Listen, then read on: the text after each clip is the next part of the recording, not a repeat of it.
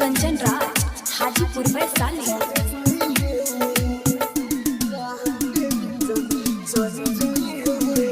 सुन सुन यारवा धड़केला जियारवा, सुन सुन यारवा धड़केला जियारवा।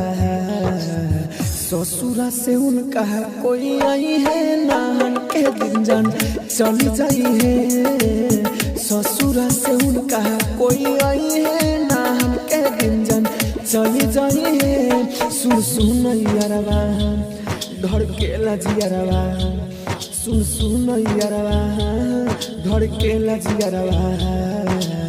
ससुरा से उनका कोई आई है नाम के दिन जान चली जाई है। ससुरा से उनका कोई आई है नाम के दिन जान चली जाई है। आप सुन रहे हैं एजी एंटरटेनमेंट की धमाकेदार प्रस्तुति। डीजे कंचन राज नीम चौक चौसीमा वैशाली।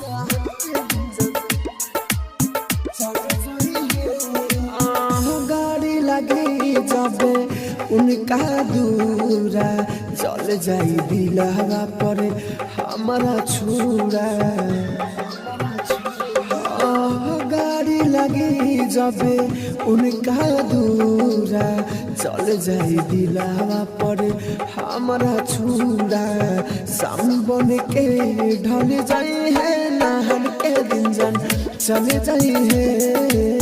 ससुरा से उनका कोई आई है नाम के दिन चले जाई है। Mix by AG recording studio.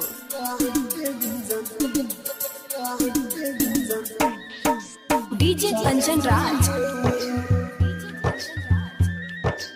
Hajipur Vaishali.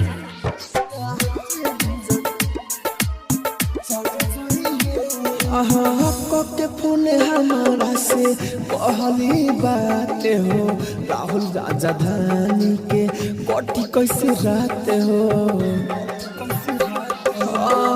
के फोन हमारा से कहली बात हो। लकी अनिल के कोठी कैसे रात हो। याद में देवेंद्र गली जाई है नहर के दिन जान चली जाई है। ससुरा से उनका कोई आई है नाम के दिन जान चले जाई है।